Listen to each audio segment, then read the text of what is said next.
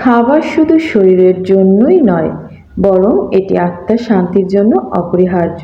নমস্কার সবাইকে, আজকে আমি আপনাদের সাথে শেয়ার করব টমেটো দিয়ে ট্যাংরা মাছ ভুনা।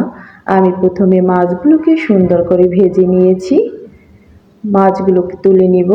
এরপর ওই তেলেই আমি পেঁয়াজ, রসুন, কাঁচামরিচ ভেজে নিব। পেঁয়াজ রসুন ভাজা হয়ে গেলে এর মধ্যে দিয়ে দিব হলুদ, মরিচ, জিরের গুঁড়ো, সামান্য ধনিয়ার গুঁড়ো এবং স্বাদ মতো লবণ।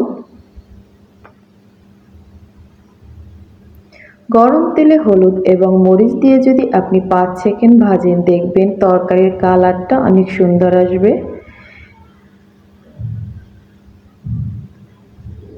এরপরে আমি সামান্য একটু পানি দিয়ে পেঁয়াজ, রসুন, কাঁচামরিচ ভালো মতো কষিয়ে নিব।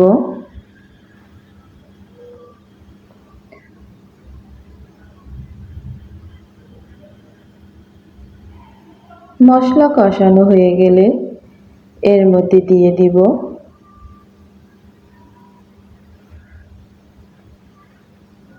টমেটো,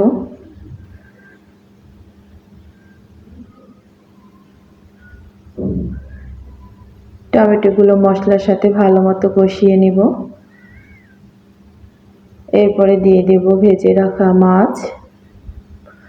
মাছগুলো দিয়ে আমি আবার ভালো মতো একটু 10 সেকেন্ডের জন্য কষিয়ে নিব।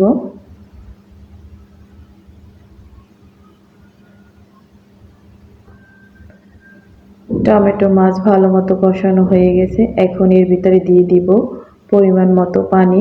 যেহেতু আমি এটি ভুনা করব, তাই বেশি পানি দিব না, অল্প একটু পানি দিয়ে 5 মিনিটের জন্য ঢেকে দিব।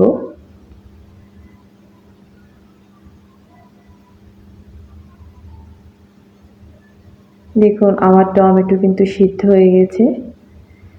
ঝোলটা একটু কমিয়ে নিব।